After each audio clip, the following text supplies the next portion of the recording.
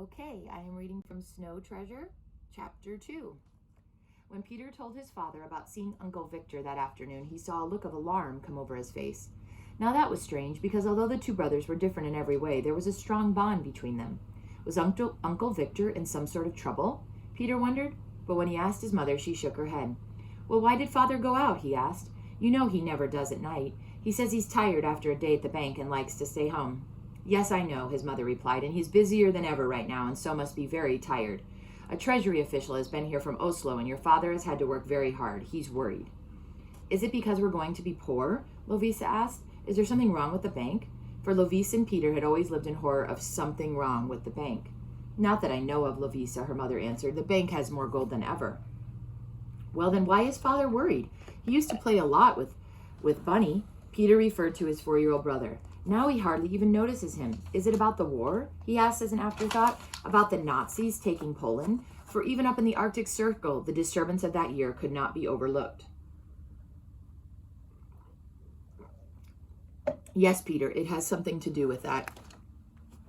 But don't worry, your father's a capable man, and everything he gets his hand on turns out all right. Peter was awakened out of a sound sleep that night. To his room came the thump of heavy boots. Then bang, bang, bang, boots kicked the outside wall to shake off snow. Then there was more banging of the storm doors and the house doors as well, and then came voices. He wondered what would be the matter. He got up to see. It was unlike anything he could remember to have people coming into the house late at night. His father was speaking when Peter got out of the door of the living room. He was bent over the hearth, raking the embers of the dying fire. Per Garson, the old houseman, shuffled in and took the fire irons away from him. They'll never get our gold. His father turned to face the men he had brought home with him.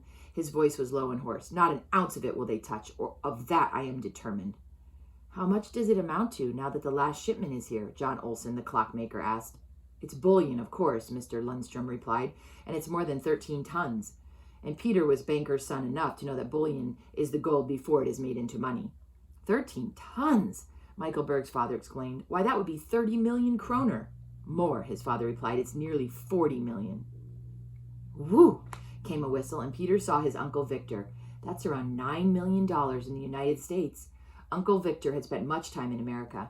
He and Peter's father had a brother in Minnesota, and Victor had visited there. More often than not, he spoke of dollars rather than of the Norwegian coin, the krone. Peter made a move into the room, and it was then they saw him. Peter, his father spoke harshly, go back to bed and close the door. Wait a minute, Lars, Uncle Victor addressed his older brother. Peter's nearly 13. It's Peter and the ones his age who can save our gold. I see it now. Why didn't we think of it before? We've spent the night considering everything from reindeer sleds to tri-motor planes, and here we have the answer right under our nose, the children. They looked at Uncle Victor in surprise, but he only stepped up and put his arm around Peter's shoulders. This is no boy's game. His father spoke less sharply, and when he looked at Peter, there was a sadness in his eyes. Go to bed, son. His voice was kind. Wait, Lars. Let me talk to Peter. When he goes to bed, I'll show you how we're going to save our bullion. He drew Peter toward the fire and threw a coat over his pajamas. How many children in Wiswick School, Peter? 40? Nearly 50, Uncle Victor. How many do you suppose are over 10? Oh, gee whiz, Uncle Victor. I don't know. Maybe half? You mean girls too? Of course I mean girls too. He spoke hurriedly. Now, Peter, when I was a boy, we thought nothing of a sled trip to the Snake. It's 9 miles, but we were young and tough, not soft like you. We thought nothing of a trip like that. We go to the Snake too, Peter retorted, glaring. He never knew when Uncle Victor was teasing him. Of course you wouldn't start at Ryswick. There'd be 2 or 3 miles before you started. That makes maybe 12 miles. Think you could do it, or would you be crying for Mama all the time? Uncle Victor, I don't know what you're talking about, but I know that Michael and I and lots of others have been on sled trips that lasted a week, and we didn't cry for our mamas either. You'll do, boy. You're all right. But there's another part, and that's the dangerous part. Victor, for all the gold in Norway, I won't have my son in danger, Mr. Lundstrom cut in. Peter wants a chance to help his country too, don't you, fellow? Peter nodded. He wouldn't trust his voice. So you wouldn't mind if you met an enemy, one that carried a gun? Peter was breathless. His eyes were bright. This was the way Uncle Victor lived. There was excitement wherever he was. And you wouldn't tell, would you, Peter? They could pull your tongue out and you'd never say a word that would hurt your country.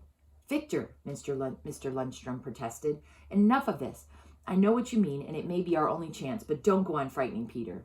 You're all right, youngster. You'll do. Uncle Victor gave Peter a terrible thump on the back. And that's the end of chapter 2.